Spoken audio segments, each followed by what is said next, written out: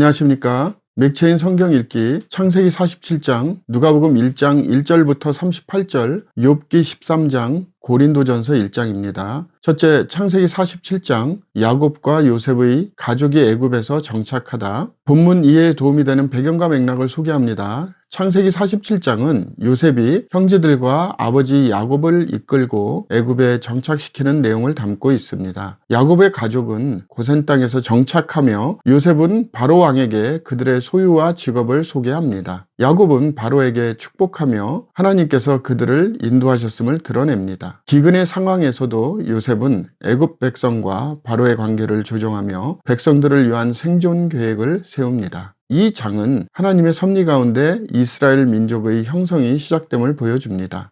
본문의 중요 구절을 소개합니다. 창세기 47장 27절, 이스라엘 족속이 애굽 고센 땅에 거주하며 거기서 생업을 얻어 생육하고 번성하였더라.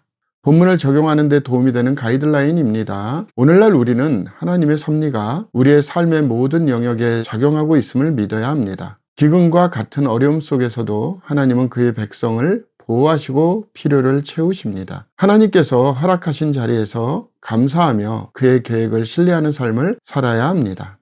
두 번째, 누가복음 1장 1절에서 38절, 세례 요한의 출생 예고와 예수님의 탄생 예고. 본문 이해에 도움이 되는 배경과 맥락을 소개합니다. 누가복음 1장은 세례 요한의 출생 예고와 예수님의 탄생 예고로 시작됩니다. 천사 가브리엘이 사가랴에게 나타나 세례 요한이 메시아를 준비할 자로 태어날 것을 알립니다. 이어서 가브리엘은 마리아에게 나타나 예수님의 탄생을 예고하며 영원히 야곱의 집을 왕으로 다스릴 것이며 그 나라가 무궁하리라고 말합니다. 이 장은 하나님의 구원 계획이 인간의 역사 속에서 시작되고 있음을 보여주며 세례 요한과 예수님이 각각 예언의 성취로 나타나는 장면을 기록합니다.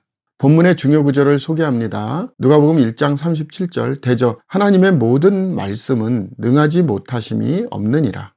본문을 적용하는 데 도움이 되는 가이드라인입니다. 오늘날 우리는 하나님의 약속이 반드시 성취된다는 믿음을 가져야 합니다. 우리의 이해를 넘어서는 상황에서도 하나님의 말씀은 이루어지며 그의 구속 계획은 완벽합니다. 마리아와 같이 믿음으로 하나님의 뜻에 순종하며 그의 계획에 헌신하는 삶을 살아야 합니다. 세 번째 본문 욥기 13장, 욥의 탄원과 신앙의 고백. 본문 이해에 도움이 되는 배경과 맥락을 소개합니다. 욥기 13장은 욥이 친구들의 판단과 하나님 앞에서 자신의 결백을 주장하는 내용입니다. 욥은 참으로 나는 전능자에게 말씀하려 하며 라고 말하며 하나님과 직접 대면하기를 원합니다. 욥은 자신의 고난이 하나님의 섭리 속에서 이해되지 않는 부분이지만 하나님의 주권을 인정하며 고백합니다. 이 장은 고난 속에서도 신앙을 잃지 않고 하나님을 신뢰하는 욥의 모습을 보여줍니다. 본문의 중요 구절을 소개합니다. 욥기 13장 15절, 그가 나를 죽이시리니 내가 희망이 없노라. 그러나 그의 앞에서 내 행위를 아뢰리라.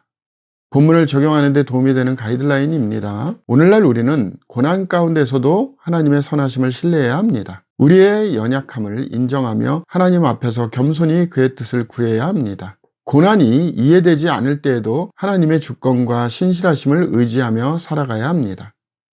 마지막 고린도전서 1장, 십자가의 능력과 교회의 연합. 본문 이해에 도움이 되는 배경과 맥락을 소개합니다. 고린도전서 1장은 바울이 고린도 교회에 보내는 인사와 분열을 경계하는 권면으로 시작됩니다. 그는 십자가의 도가 멸망하는 자들에게는 미련한 것이요 구원을 받는 우리에게는 하나님의 능력이라고 말하며 십자가가 구원의 중심임을 선포합니다. 또한 교회 내의 분열을 지적하며 모든 성도가 그리스도 안에서 하나가 되어야 함을 강조합니다. 이 장은 십자가의 복음이 인간의 지혜를 초월하여 하나님의 능력으로 나타남을 보여줍니다. 본문의 중요 구절을 소개합니다. 고린도전서 1장 18절, 십자가의 도가 멸망하는 자들에게는 미련한 것이요 구원을 받는 우리에게는 하나님의 능력이라. 본문을 적용하는 데 도움이 되는 가이드라인입니다. 오늘날 우리는 십자가의 복음을 삶의 중심에 두고 그 능력을 의지해야 합니다. 교회 공동체 안에서 연합하며 복음의 진리를 삶으로 증거해야 합니다. 하나님의 지혜와 능력을 신뢰하며 세상에서 복음을 전파하는 사명을 감당해야 합니다. 오늘 본문에 누가복음이 시작되므로 누가복음이 쓰여진 목적을 소개합니다. 누가복음은 데오빌로라는 이방인 독자에게 예수님의 생애와 사역의 정확성을 확증하기 위해 쓰여졌습니다. 누가는 예수님이 모든 인류를 위한 구주이심을 보여주며 특히 소외되고 약한 자들을 향한 하나님의 사랑과 은혜를 강조합니다. 예수님의 탄생에서부터 사역, 죽음, 부활까지 이어지는 이야기를 통해 구약의 예언이 성취되었음을 증언합니다. 누가는 복음을 통해 하나님의 나라의 임재를 선포하며 이방인들도 그 구원의 은혜에 동참하도록 초대합니다. 전체적으로 누가복음은 하나님의 구속 계획이 역사 속에서 이루어졌음을 증명하며 독자들에게 믿음과 소망을 심어줍니다.